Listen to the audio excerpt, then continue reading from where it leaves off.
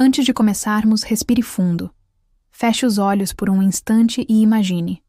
Uma cidade onde o tempo parece ter parado. Chuva constante, fria, que cai sem cessar. Ruas vazias, luzes que piscam timidamente e o som dos seus próprios passos ecoando na solidão. Agora, abra os olhos e veja. Porque essa não é apenas uma história sobre uma cachorrinha chamada Mel. É uma história sobre abandono, dor, resistência e, acima de tudo, esperança. Você já amou um animal? Se já sentiu a conexão silenciosa de um olhar que diz tudo, esta história é para você. Compartilhe nos comentários a história do seu companheiro de 4 patas. E inscreva-se no canal para acompanhar cada capítulo dessa jornada emocionante. Porque às vezes, as histórias mais poderosas são aquelas que não podem ser contadas com palavras, mas com sentimentos. A cidade parecia suspensa no tempo. Chovia. Não aquela chuva leve que refresca. Era uma chuva densa e fria, que escorria como agulhas sobre o asfalto rachado.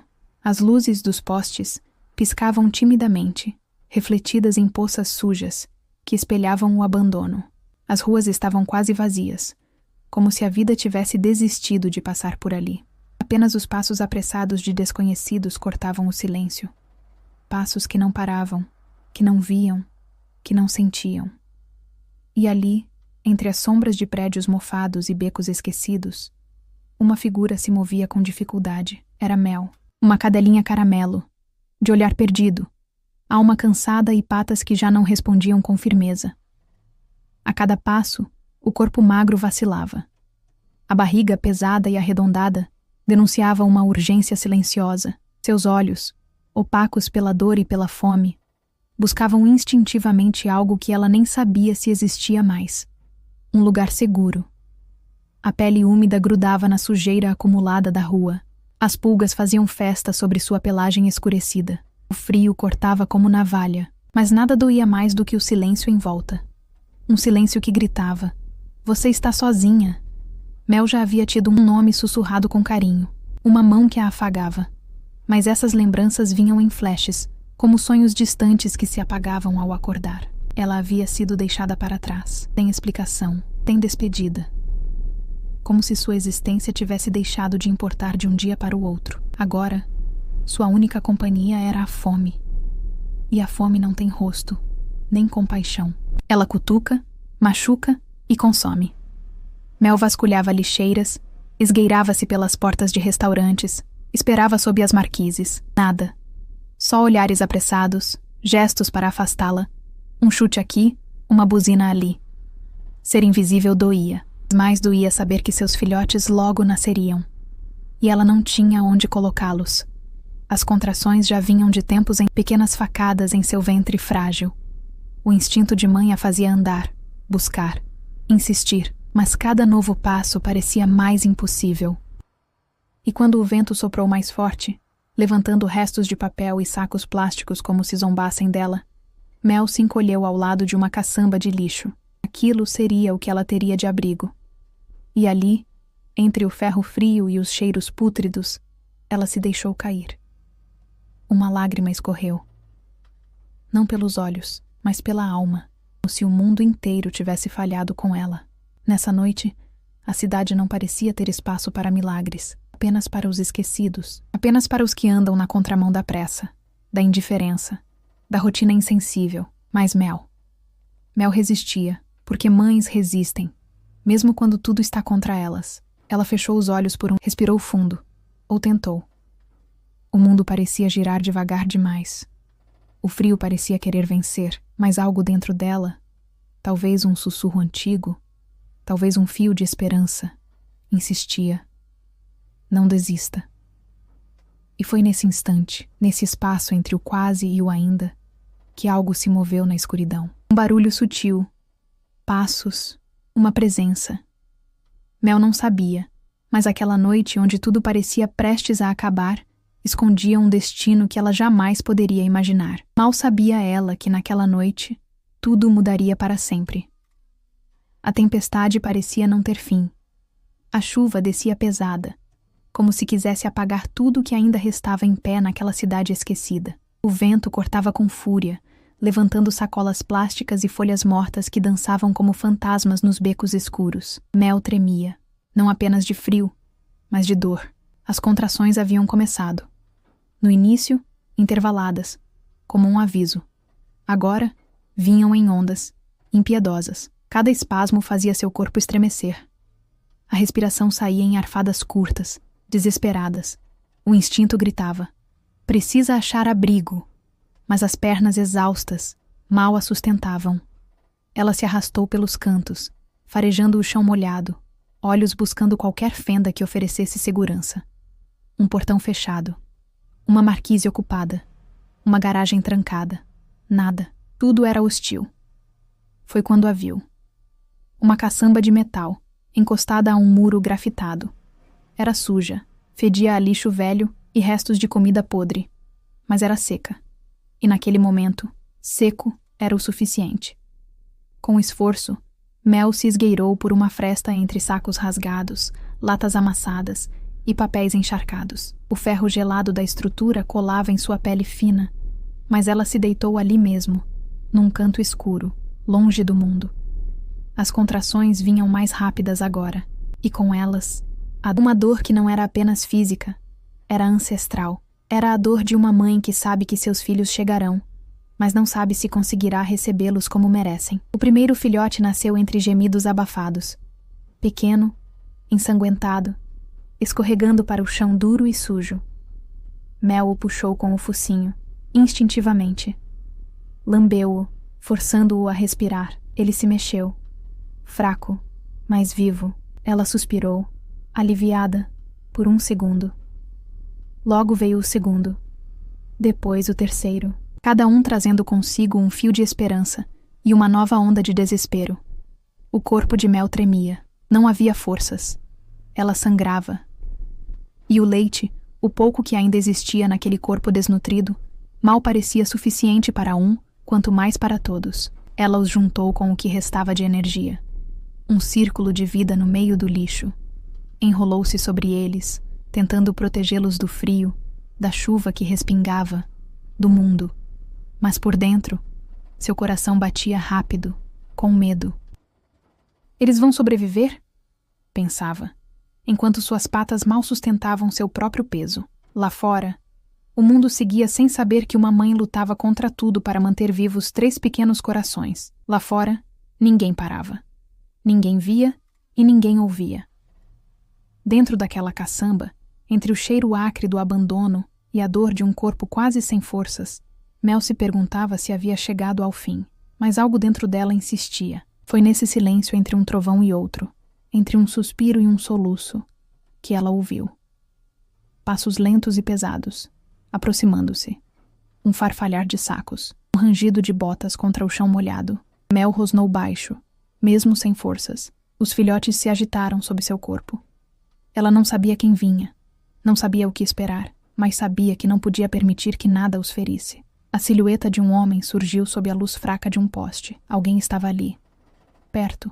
A chuva continuava a cair sem piedade, lavando as calçadas da cidade com um silêncio cruel. Entre os becos, onde ninguém olhava, caminhava um homem. O uniforme refletia a luz amarelada dos postes, sujo de um dia inteiro de trabalho. Passos firmes, ritmados. Ele arrastava um carrinho metálico, cheio de sacos, papéis e restos da cidade que insistia em descartar tudo, até vidas. Chamava-se Jorge. Era um lixeiro. Um entre tantos que a cidade via, mas não enxergava. Seu rosto, marcado pelo tempo e pela luta, carregava a expressão de quem já havia perdido muito, mas ainda guardava um traço de algo raro: humanidade. Foi quando ele ouviu. Um som abafado. Um rosnado fraco, quase um sussurro. Parou. Olhou ao redor. E então, viu. Uma caçamba meio aberta, sacos revirados, e no canto mais escuro, um par de olhos o encarando. Trêmulos, cansados, e ao mesmo tempo, ferozes, protegendo algo. Aproximou-se devagar, sem fazer barulho. A luz fraca permitia ver melhor agora. Era uma cadela, magra, molhada, com os ossos à mostra sob a pele suja. 3 pequenos corpos se amontoavam sob ela, recém-nascidos. Jorge sentiu um aperto no peito. Aquela cena não era incomum para quem vive nas margens, mas ainda assim, aquilo doía. Mel rosnou outra vez. Baixo. Ameaçador, mas havia mais medo do que raiva em seu olhar. Ela não queria atacar. Queria proteger, mesmo sem forças. Jorge se agachou, deixando o carrinho de lado. Tirou o capuz, deixando a água escorrer pelo rosto. Abriu as mãos, como quem diz, não tenho armas. Olhou nos olhos dela e falou com uma voz calma, grave, mas doce. Tá tudo bem, menina. Eu não vou te machucar.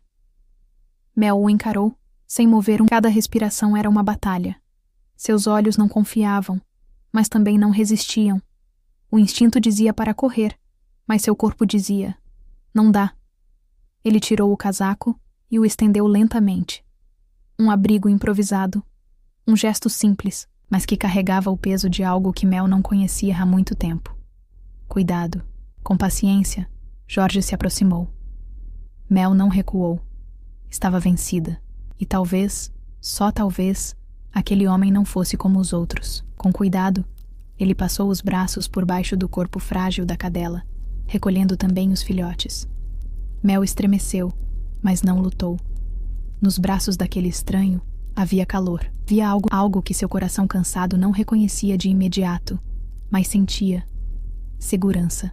A chuva caía sobre os dois enquanto Jorge caminhava de volta para casa. No colo, Mel e seus filhotes, encolhidos, protegidos por um casaco e um gesto que valia mais do que qualquer palavra. Ela não sabia, mas estava prestes a conhecer o que era A porta rangeu suavemente ao abrir. O interior da casa estava mergulhado em penumbra, apenas iluminado pela luz fraca de um abajur antigo no canto da sala. O som da chuva batendo no telhado era mais suave ali dentro, como se o mundo, enfim, tivesse reduzido o volume. Jorge entrou com passos firmes, mas cuidadosos. Nos braços, Mel permanecia imóvel, os filhotes aconchegados junto ao seu corpo frágil.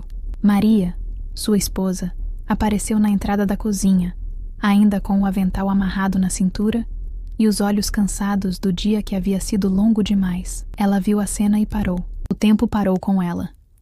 Jorge, o que aconteceu? Perguntou baixo, mas com ternura. Jorge não respondeu de imediato. Apenas se aproximou e colocou Mel com cuidado sobre um tapete velho, junto ao fogão a lenha. Era o ponto mais quente da casa. Maria, silenciosa, se ajoelhou ao lado. Seus olhos se encontraram com os de Mel. Olhos que contavam uma história de dor, medo e exaustão. Os filhotes se remexeram. Um choramingo baixo escapou. Maria levou a mão ao peito, emocionada. Depois olhou para o marido, que apenas disse: estavam na rua. Ela precisava de ajuda. Maria não questionou. Apenas assentiu, já mexendo em um pano para preparar uma coberta improvisada. A casa era pequena, com paredes descascadas e móveis gastos, mas exalava uma aura de acolhimento. Os poucos quadros tortos nas paredes, as cadeiras desiguais em volta da mesa, os brinquedos espalhados pelo chão, tudo ali gritava simplicidade, mas também um tipo de beleza que não se compra. Calor humano. As crianças, atraídas pelo sussurro dos pais, surgiram uma a uma. Lucas, o mais velho, olhou com curiosidade. Clara, com o coração grande demais para sua idade, se aproximou. Pedro, o menor, ficou atrás da mãe, segurando a barra do avental com os olhos arregalados. É uma cachorrinha, mãe? Perguntou Clara com um brilho nos olhos. É sim, filha, respondeu Maria, acariciando os cabelos da menina. Ela está cansada. Vamos deixá-la descansar. Mel não reagia muito. Seus olhos estavam abertos, mas pesados. Ela via tudo, sentia tudo, mas seu corpo já não obedecia. Ainda assim, algo naquela casa a deixava inquieta. Não era medo. Era outra coisa. Uma sensação nova. Um estranhamento bom, quando Clara se ajoelhou com delicadeza e estendeu a mão. Mel apenas observou. Não rosnou. Não se encolheu. Apenas deixou a pequena mão repousar em sua cabeça, leve como uma promessa. E ali, naquele gesto, começou algo silencioso e transformador. Jorge colocou mais lenha no fogão. Maria trouxe um prato com sobras de frango cozido e um pano seco. Os filhos ficaram por perto, mas sem invadir. Eles entendiam, de um jeito puro, que aquela visita não era só uma cadela. Era alguém que carregava o peso do mundo nas costas. Mel, enfim, deitou a cabeça. Os filhotes se aninharam junto ao ventre, e pela primeira vez desde que fora deixada para trás, ela fechou os olhos sem medo. Ela não entendia o porquê, mas algo em seu peito dizia: aqui pode descansar. Os dias seguintes foram lentos, silenciosos e cheios de pequenos gestos que falavam mais do que qualquer palavra. A casa do lixeiro, embora simples, havia se tornado um santuário inesperado para Mel. Ainda era tudo muito novo para ela, a segurança, o calor, a ausência do medo constante. Mas aos poucos, o corpo começava a entender o que o coração, tímido, ainda hesitava em aceitar. Ela estava segura. Maria foi quem deu o primeiro passo. Com a calma de quem já sabia lidar com fragilidade, ela trouxe uma tigela de água limpa e a colocou ao lado de Mel, sem pressa, sem cobranças. Depois, deixou perto uma vasilha com arroz e pedacinhos de frango desfiado. Mel olhou de relance, mas não se moveu. Ainda assim, Maria respeitou o tempo da cadela e voltou mais tarde, com o mesmo cuidado. Na segunda tentativa, Mel se arrastou até a tigela. Bebeu um pouco. Comeu devagar, desconfiada. Era como se cada mordida fosse acompanhada de uma dúvida. Será que posso mesmo? Os filhotes dormiam mais do que acordavam. Seus corpos frágeis se remexiam entre os cobertores estendidos no canto da sala, aquecidos pela brasa do fogão e pelo olhar atento de Maria. Às vezes, ela se sentava ao lado e passava a mão com delicadeza pelo dorso de Mel. A cadela, no início, endurecia, mas depois aceitava. As crianças, curiosas, vinham em silêncio. Lucas, mais velho, apenas observava. Já tinha idade suficiente para entender que aquilo era especial. Clara, com seu jeito doce, se aproximava de mansinho, levava pedacinhos de pão, frutas, e deixava ao lado de Mel como se estivesse alimentando um segredo. Pedro, pequeno e impulsivo, queria tocar logo, abraçar, brincar, mas Maria sempre dizia: devagar, filho. Ela ainda está aprendendo a confiar. E Mel estava mesmo. A cada dia, algo dentro dela se transformava. Os olhos, antes cheios de sombra, começaram a brilhar com uma luz tênue. Seus ouvidos, antes sempre alerta, agora descansavam. Quando Maria se aproximava, ela já não encolhia o corpo. Quando Clara a acariciava, ela fechava os olhos. Num fim de tarde, enquanto a luz alaranjada atravessava as cortinas e tingia a sala de dourado, Mel se levantou e caminhou com lentidão até o canto onde as crianças brincavam. Sentou-se ali, sem pressa. Pedro soltou um riso leve. Clara sussurrou: ela quer ficar com a gente, mãe. Maria, ao ver a cena, sentiu os olhos se encherem de água. Mel, a mesma cadela que havia chegado à beira da morte, agora dava seus primeiros passos rumo ao afeto. E era um processo bonito, quase sagrado. Naquela noite, Mel se deitou no meio da sala, não mais encolhida, mas estendida. Sua respiração era tranquila. Os filhotes, alimentados, dormiam ao seu lado. E o ambiente, apesar das dificuldades da vida, estava tomado por uma paz rara. Aos poucos, o medo cedeu espaço para algo novo: o afeto. Os filhotes estavam crescendo com uma rapidez quase injusta. As patinhas, antes trêmulas agora, deslizavam confiantes pelo chão de cimento batido. Os latidos finos, as tentativas desengonçadas de correr, as brigas por um pedaço de pano velho. Tudo preenchia a casa com uma alegria caótica e viva. Sol era o líder, sempre curioso, com os olhos brilhantes de quem quer descobrir o mundo. Nuvem gostava de cantos tranquilos e do colo de Clara. E Cacau? Bom, Cacau era uma faísca. Corria, tropeçava, mordia e arrancava gargalhadas do pequeno Pedro com sua energia elétrica. A casa parecia cheia demais, barulhenta demais, e ainda assim, estranhamente perfeita. Mas Mel só observava. Deitada junto à parede, o olhar seguia cada movimento dos filhos. Havia ternura, sim, mas também cansaço. Um cansaço que ia além do físico, um cansaço de alma. Seu corpo já não acompanhava a alegria ao redor. Mesmo com boa alimentação, os ossos ainda se marcavam sob a pele. A pelagem seguia opaca. A respiração vinha pesada, arrastada. Jorge notou primeiro, com aquele olhar atento de quem sente as coisas antes de entendê-las. Mas foi Maria quem disse, enquanto penteava o cabelo de Clara. Ela devia estar melhorando mais rápido. Naquela noite, Maria ficou mais tempo ao lado da cadela. Tentou alimentar Mel com as mãos. Nada. Ofereceu água fresca. 1 gole, 2 e só. Mel apenas se encolheu de novo, escondendo a cabeça entre os panos. Estava quente demais. Um calor estranho que não vinha do ambiente. O corpo tremia de leve. E os olhos, aqueles olhos sabiam do perigo, sabiam da urgência. Na manhã seguinte, o grito de Pedro partiu o silêncio. Mãe, a Mel não quer levantar. A correria foi imediata. Clara caiu de joelhos ao lado da cadela. Lucas permaneceu em pé, calado, com os punhos cerrados. Jorge apareceu segundos depois, e naquele instante, quando os olhos de Mel encontraram os de Maria, um calafrio percorreu a espinha de todos. Eles estavam perdendo ela. Mais tarde, os filhotes tentaram mamar. Mel virou o rosto. Um deles choramingou. O som foi pequeno, mas entrou como uma lâmina no peito da família. Jorge e Maria se sentaram à mesa naquela noite como quem segura o mundo inteiro nos ombros. As crianças já estavam dormindo, encolhidas junto aos filhotes. O fogão ainda tinha brasa acesa, mas não havia calor suficiente para aquecer o que sentiam por dentro. A gente precisa fazer alguma coisa, Maria, disse Jorge, com a voz rouca de quem engoliu o choro o dia todo. Ela assentiu, mas os olhos estavam cheios d'água.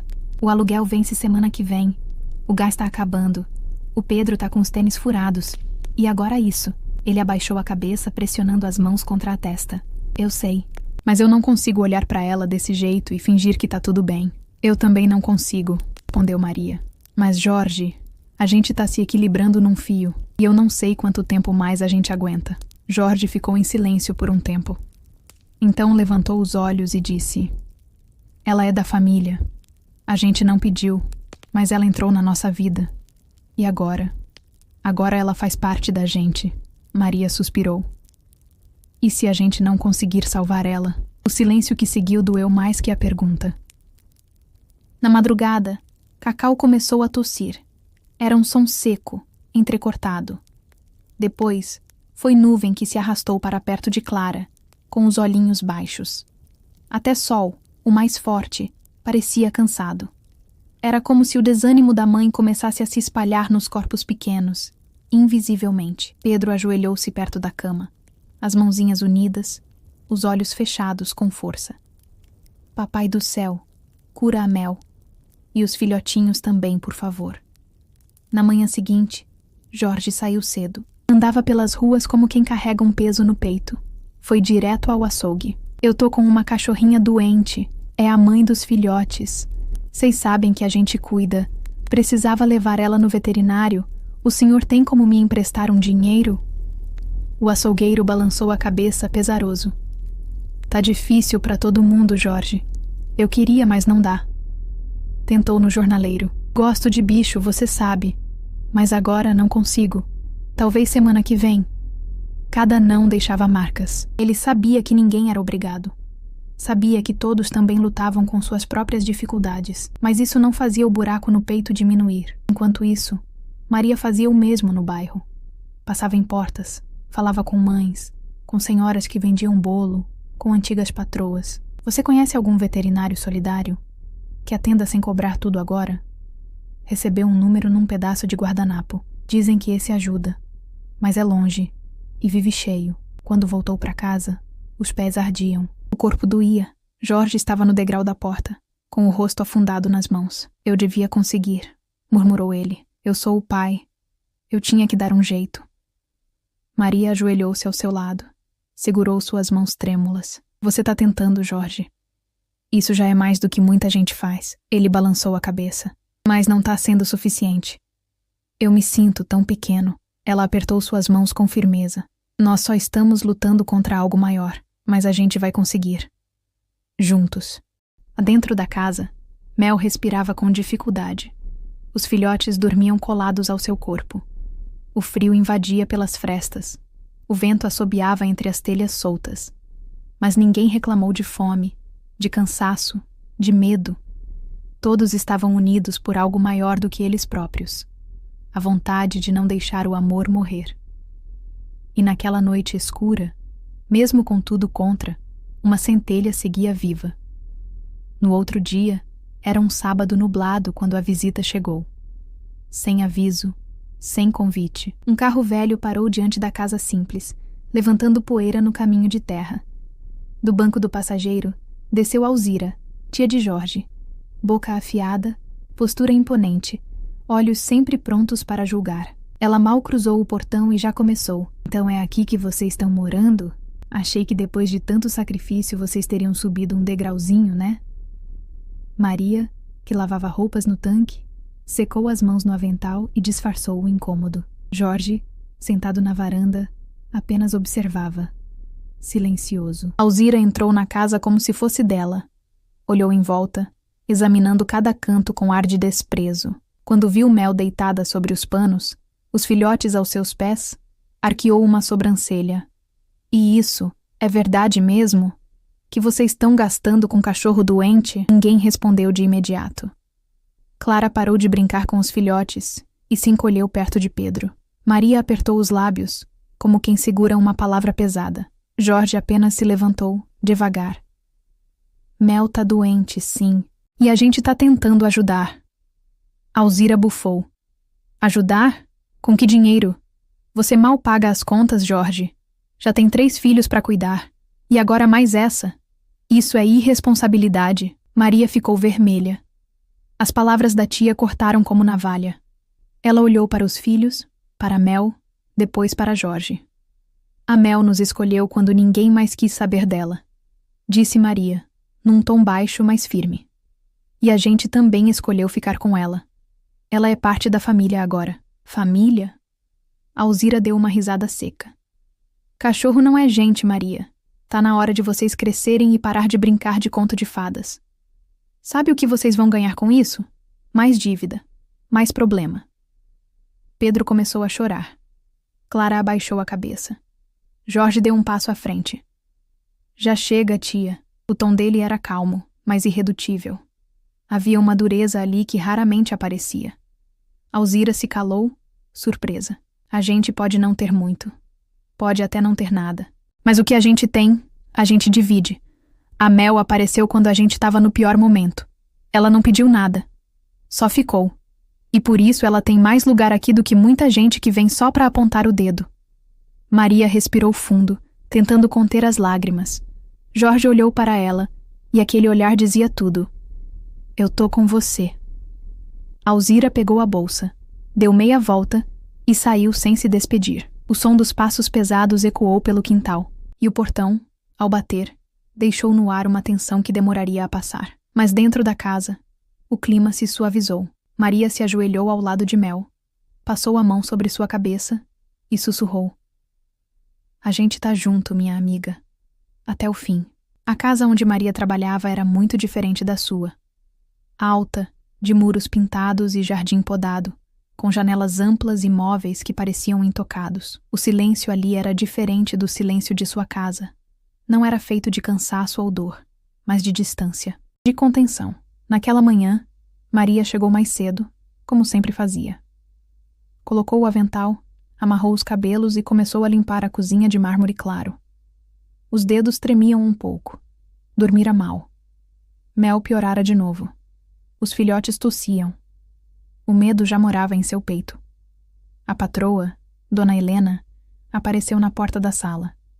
Elegante, contida, olhar firme por trás dos óculos de aro dourado. Bom dia, Maria. Bom dia, Dona Helena.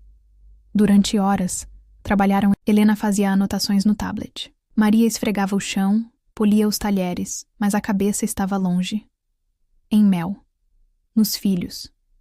Em Jorge, que naquela hora talvez estivesse tentando, mais uma vez, encontrar ajuda em algum canto da cidade. Foi na hora de lavar o banheiro que a lágrima escapou. Maria limpava o espelho quando os olhos marejaram, e a imagem tremulou. Engoliu em seco, mas não conseguiu conter. Dona Helena notou. Aconteceu alguma coisa? Maria hesitou. Limpou as mãos no avental. Virou-se de leve. A voz saiu baixa, engasgada. É a Mel, nossa cadelinha, a que achamos na rua. Está muito doente. E os filhotes também começaram a piorar. A gente tentou tudo o que dava, mas não temos mais para onde correr. Helena permaneceu. Não havia julgamento em seu rosto, nem compaixão escancarada. Apenas escuta. Algo raro. Maria continuou aos poucos, como quem precisava desabafar. Falou da febre, da recusa de comida, da tristeza dos filhos, da visita da tia que os chamara de irresponsáveis. Falou da falta de dinheiro, do medo de perder a única alegria que a casa tinha encontrado nos últimos tempos. Ao final, Maria abaixou a cabeça. Desculpe falar isso aqui, dona Helena. É só que tem horas que parece que não tem saída. Helena repousou o tablet sobre a mesa e cruzou as mãos com calma. Você sabe que eu não costumo me envolver. A voz era firme, mas não fria. Mas escutei o suficiente. Ela se levantou, caminhou até uma gaveta na sala e voltou com passos decididos e estendeu-o a Maria. Isso é para levar a cadela ao veterinário e comprar o que for necessário para os filhotes. Maria arregalou os olhos. Eu não posso aceitar, senhora. Pode sim, disse Helena, firme. E deve, porque às vezes a gente precisa lembrar que humanidade não se mede só em palavras. E porque de vez em quando, mesmo quem parece ter tudo, precisa estender a mão a quem realmente tem valor. Maria recebeu o envelope com as mãos trêmulas.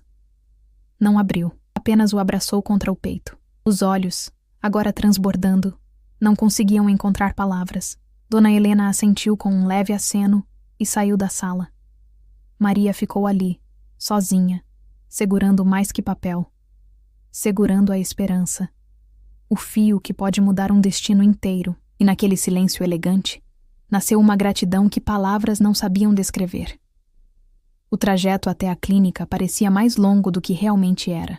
Jorge dirigia com as mãos firmes no volante, mas o coração acelerado denunciava sua angústia. Maria segurava Mel no colo, envolta em um cobertor velho. O corpo da cadela estava quente demais. Seu focinho seco.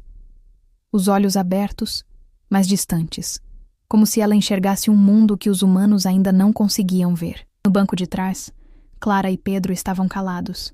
Nem mesmo os filhotes que vinham numa caixa forrada ao lado deles faziam barulho.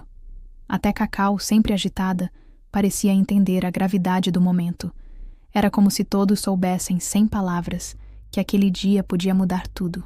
O carro parou diante de uma fachada simples, de letreiro desbotado. Clínica Popular Veterinária São Lucas. Maria olhou para Jorge antes de sair. Ele assentiu com um leve gesto e os dois respiraram fundo. Lá dentro, o cheiro de antisséptico e produtos de limpeza se misturava com o de esperança e medo. Na sala de espera, outros tutores seguravam cães no colo, gatos em caixas, olhos carregados da mesma tensão que agora preenchia Jorge e Maria. O atendente pediu calma, anotou os dados rapidamente e os encaminhou para uma sala branca, iluminada demais. Um veterinário jovem, de expressão séria e mãos rápidas, entrou. Vamos examiná-la com cuidado, tá bom? Podem ficar. Jorge segurava o chapéu com força. Maria acariciava o pescoço de Mel, sussurrando palavras doces. O veterinário apalpou, mediu, examinou os olhos, os dentes, as patas, escutou o coração com um estetoscópio que gelava a pele. Em nenhum momento sorriu. Em nenhum momento brincou. Os olhos, cada vez mais preocupados, diziam tudo. Ela está com infecção generalizada. Provavelmente piorou no pós-parto. O estado dela é grave, mas... Ele pausou. Ainda é possível reverter. Maria sentiu as pernas fraquejarem. Jorge segurou sua mão, firme. E os filhotes? Perguntou ela quase sem voz. Estão com sinais de infecção respiratória. Leve por enquanto. Mas se não tratarmos agora, vai piorar. O veterinário imprimiu receitas. Recomendou antibióticos, hidratação, descanso absoluto. Os valores eram altos. Jorge não escondeu o susto, mas não hesitou. A gente vai dar um jeito. Só nos diga o que fazer. Ao saírem da clínica, o céu estava cinza, como se o mundo estivesse em espera. Mas dentro do carro, havia um novo tipo de silêncio.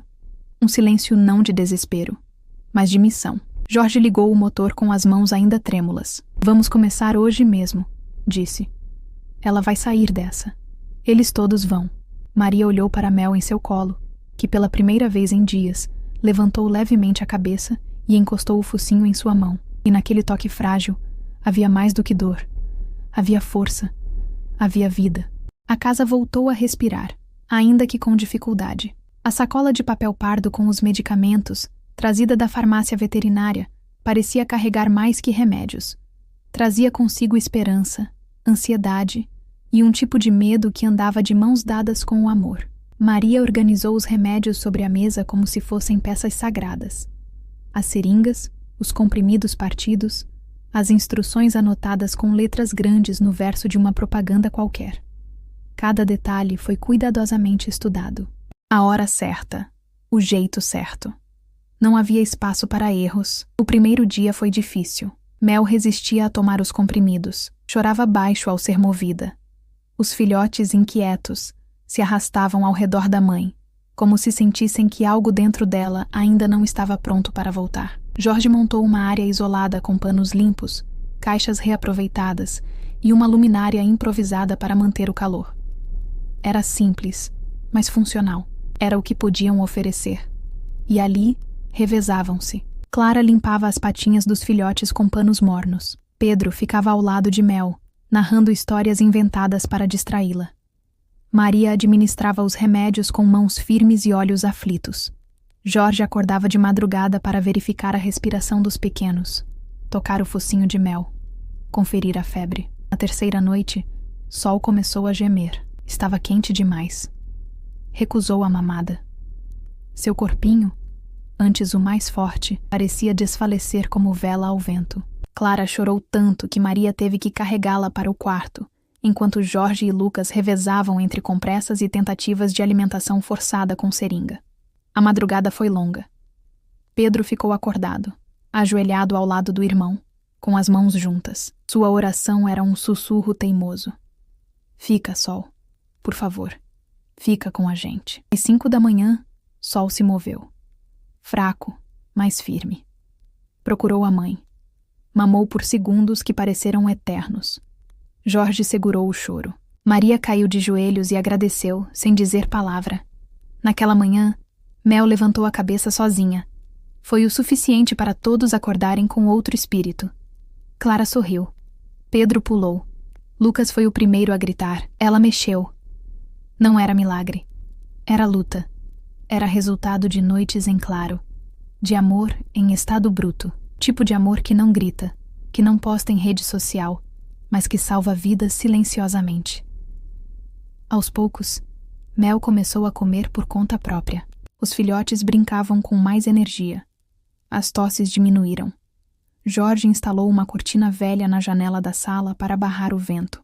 Maria cozinhou arroz com frango e legumes só para eles. A casa ainda era a mesma. Pequena, cheia de contas, cheia de desafios, mas agora havia algo diferente no ar. Um tipo de respiração mais leve, mesmo que tímida. Porque às vezes, a cura não vem de um milagre, mas da insistência teimosa de quem se recusa a desistir. Os primeiros raios de sol daquela manhã atravessaram a cortina fina da sala com uma suavidade incomum. Não era um sol forte, daqueles que aquecem de imediato.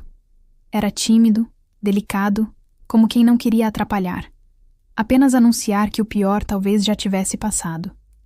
No canto da sala, entre os panos limpos e o som baixo do rádio antigo, Mel moveu-se, devagar, testando as pernas ainda fracas. Maria, que varria o chão com cuidado, viu de relance e largou a vassoura.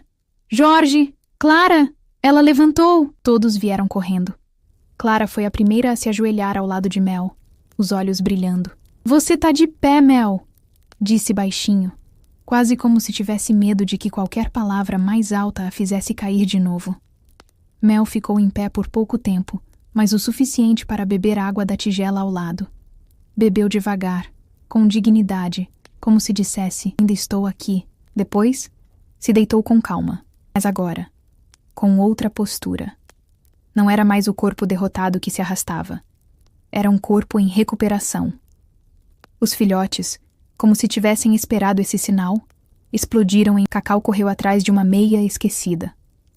Nuvem começou a puxar a barra da calça de Pedro. Sol, mais calmo, se arrastou até o meio da sala e deitou de barriga para cima, exigindo carinho. O som da casa mudou. Voltou a ser barulhento, mas agora era o barulho bom, aquele que vem com vida. Maria limpou tudo com outro ânimo. Lavou os panos com água morna, colocou-os para secar ao sol, espalhou jornais limpos, organizou as almofadas no sofá, abriu as janelas como quem exorciza a tristeza acumulada. Depois, do armário, pegou um vasinho esquecido com 2 flores amarelas, colocou sobre a mesinha no centro da sala. Não disse nada, apenas olhou para aquele pequeno detalhe e sorriu. Era só um enfeite, mas simbolizava muito mais. Renascimento. Jorge chegou do trabalho naquela tarde e, ao entrar, parou na porta. O cheiro era diferente. A luz era diferente. A atmosfera era outra. Ele viu Mel levantando-se para lamber a mão de Pedro, que ria com a boca aberta. Viu os filhotes correndo em volta de Clara, que girava feito bailarina com eles ao redor. E viu Maria, com um pano sobre o ombro, cantarolando baixinho. Sentou-se no degrau da porta e respirou fundo. Pela primeira vez em dias, não havia o peso da impotência sobre seus ombros. Havia alívio e gratidão. Foi então que Clara parou, olhou em volta e disse, com a simplicidade das crianças que enxergam o essencial: "A casa tá feliz de novo." Maria parou o que fazia. Jorge sorriu. Pedro correu e abraçou Mel. E naquela cena simples, entre brinquedos improvisados e flores numa jarra, havia algo que ninguém podia comprar. A vitória silenciosa da esperança sobre o desespero. Porque a felicidade, às vezes, é só isso. A vida voltando a respirar onde tudo parecia prestes a se calar. A casa estava viva outra vez, e agora, mais cheia do que nunca. Os filhotes corriam pela sala, pelo quintal, pelos quartos. Tudo era território para explorar. Tudo era brinquedo. E com cada dia que passava, ficava mais claro. Eles estavam crescendo rápido demais para caber dentro da pequena casa. Jorge observava o cenário de pé, encostado na porta, enquanto Pedro ria alto ao tentar segurar Cacau, que escapava com uma meia na boca. 3 filhos, 3 cachorros. Bom, isso aqui já virou creche ou canil? Brincou ele com um sorriso cansado. Maria, de avental e colher de pau na mão, sorriu de canto, mas seus olhos diziam outra coisa: preocupação. Naquela noite, depois que as crianças dormiram e a casa ficou em silêncio, eles se sentaram à mesa, com as luzes baixas e o som do rádio ao fundo. "A gente precisa ser realista, Jorge", disse Maria com delicadeza. A Mel melhorou, graças a Deus. Os filhotes também, mas não temos espaço. Nem recursos. Jorge assentiu devagar, sem responder de imediato. Sabia que ela tinha razão. A comida já estava sendo racionada. As contas acumuladas no canto da estante não esperavam. E os filhotes, em breve, seriam adultos, com suas próprias necessidades. "Não é falta de amor", continuou Maria. "É amor demais. Por isso mesmo a gente precisa deixá-los ir." Foi então que começaram os preparativos. Jorge conversou com colegas do trabalho, vizinhos, gente do bairro. Maria escreveu cartazes simples com fotos dos filhotes e colou nos mercados e farmácias. Clara ajudou a tirar as fotos com o celular velho da mãe, dizendo: "Mas tem que mostrar que eles são especiais, tá?" As respostas começaram a chegar. Primeiro, tímidas. Depois, em fluxo constante. Famílias interessadas ligavam, vinham conhecer. Um senhor aposentado se encantou por Nuvem. Uma mulher recém-divorciada não conseguiu soltar Cacau do colo. Um casal jovem que perdeu um pet durante a pandemia se apaixonou por Sol no primeiro minuto. Maria organizava as visitas com rigor. Nenhum filhote sairia sem passar pelo coração da casa. Eles eram parte da história, parte da cura. Mereciam mais do que um lar. Mereciam o certo. E então veio a pergunta inevitável. Clara, num fim de tarde, com o rosto encostado no dorso de Mel, perguntou: "E a mamãe deles, ela também vai ser adotada?" Maria parou de dobrar os panos. Jorge, sentado no sofá, ergueu os olhos. Silêncio. Ninguém ali tinha a resposta pronta, porque no fundo, todos sabiam que era diferente. Mel não era só um cachorro. Ela era a raiz. a cicatriz, o elo que unira aquela família em meio ao caos. A gente vai ver, filha, respondeu Jorge por fim. Vamos pensar com carinho. Maria olhou para Mel, que dormia serena no canto da sala. Havia paz ali, mas também uma dúvida que pairava no ar como a última folha prestes a cair, porque às vezes, o que mais amamos é o que mais nos desafia a deixar ou manter. O dia chegou mais rápido do que todos esperavam. Era um domingo claro, de céu limpo e brisa suave. O tipo de dia que parece carregar uma calma mentirosa, quando o coração está inquieto por dentro. A pequena sala da casa do lixeiro, agora organizada e limpa, se transformou em ponto de encontro. Jorge arrastou as cadeiras para acomodar os visitantes. Maria colocou água e café sobre a mesa. Clara preparou laços simples para amarrar no pescoço dos filhotes. Eles têm que sair bonitos, dizia, com os olhos marejados. O primeiro a partir foi Nuvem. O senhor aposentado, que morava sozinho, chegou pontualmente. Sentou-se no chão da sala, esperou o filhote se aproximar e abriu os braços. Nuvem se aninhou em seu colo como se já o conhecesse. Maria, com um aperto no peito, entregou a caderneta com as vacinas. Jorge deu instruções de cuidados como se estivesse entregando um tesouro. Quando a porta se fechou atrás deles, o silêncio foi imediato. Clara olhou para o canto vazio onde Nuvem costumava dormir e suspirou fundo. Já foi, murmurou. Pouco depois, foi a vez de Cacau. A mulher recém-divorciada, com olhos cansados e coração generoso, sentou-se no quintal e deixou que Cacau escolhesse. A filhote, como sempre, correu, latiu, pulou, até deitar no colo da visitante e lamber-lhe o rosto com entusiasmo. Maria sorriu entre lágrimas. Jorge fez força para não deixar a voz falhar. A despedida mais difícil foi a de Sol. O casal jovem chegou com flores e uma mantinha azul. Clara tentou não chorar, mas quando abraçou Sol pela última vez, desabou. Pedro, calado, segurou sua mão. Maria envolveu os dois em um abraço longo. Ele vai ficar bem, disse Jorge com voz embargada. Todos vão. Mel observava tudo do canto da sala. Deitada sobre sua manta, olhos atentos, ela não chorava. Não se mexia demais, mas seus olhos diziam o que palavras não alcançavam. Ela entendia. Cada despedida era sentida como uma parte de si que partia, mas não havia revolta, apenas aceitação. Quando a última porta se fechou e a casa ficou novamente em silêncio, as crianças se reuniram ao redor de Mel. Ela os recebeu com lambidas suaves, como se agradecesse por terem amado tanto. Clara se deitou ao lado da cadela, encostou o rosto no dorso quente e disse, com a pureza de quem entende o amor além da linguagem: eles vão ser felizes, Mel, porque você ensinou a gente a amar. Maria chorou. Jorge se sentou à mesa. Pedro puxou uma coberta e cobriu Mel com carinho. A casa agora parecia grande demais. Faltavam patas correndo, latidos e bagunça, mas havia uma paz silenciosa, profunda, uma sensação de dever cumprido. E naquele momento, todos entenderam que a despedida, quando feita com amor, é só mais uma forma de continuar amando.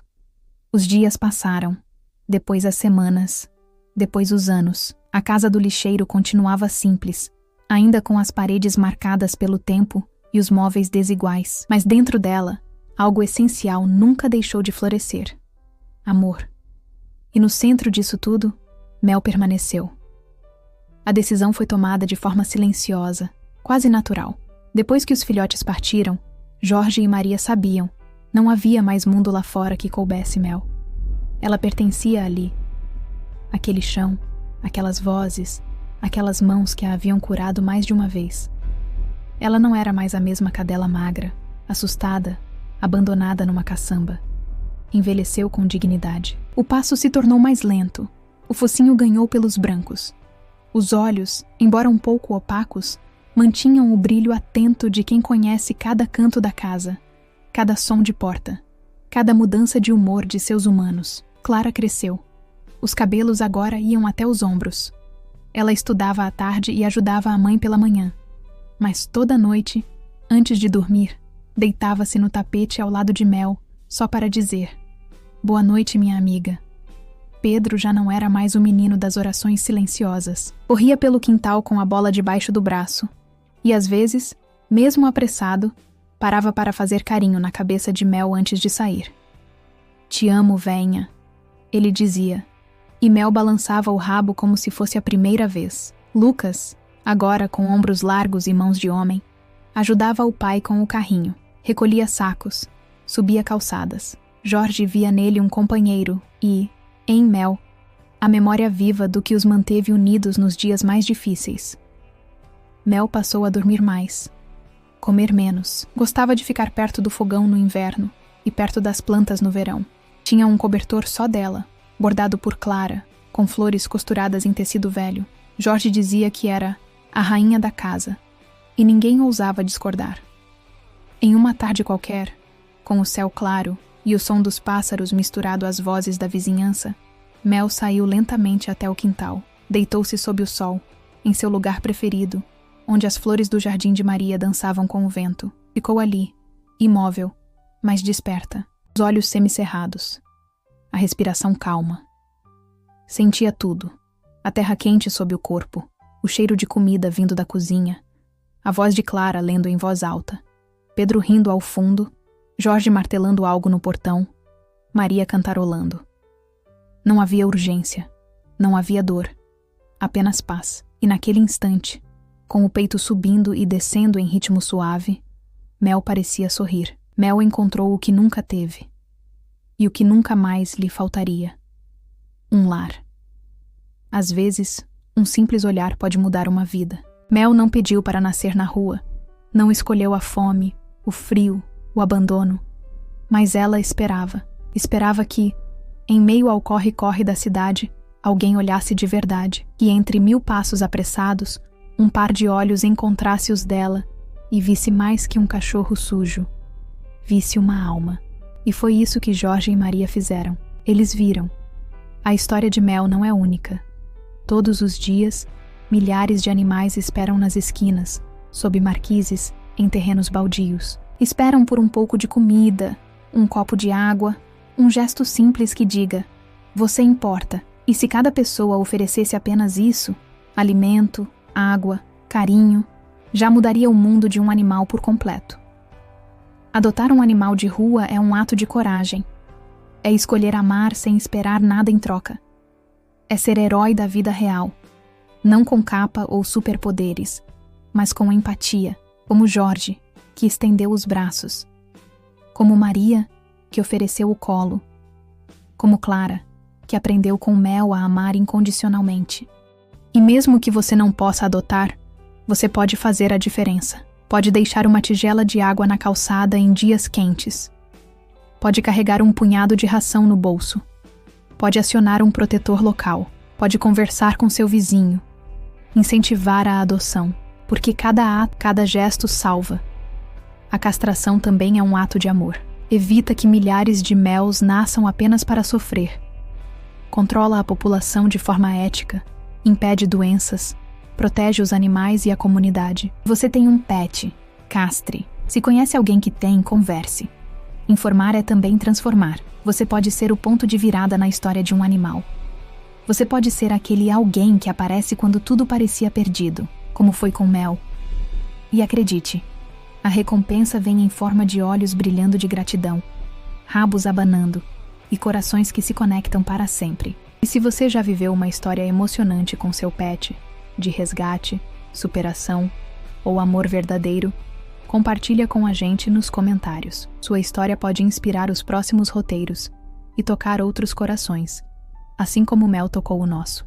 A Mel encontrou seu lar porque alguém escolheu não ignorar, e agora, talvez seja a sua vez. O mundo não precisa de mais espectadores. Precisa de heróis discretos como você.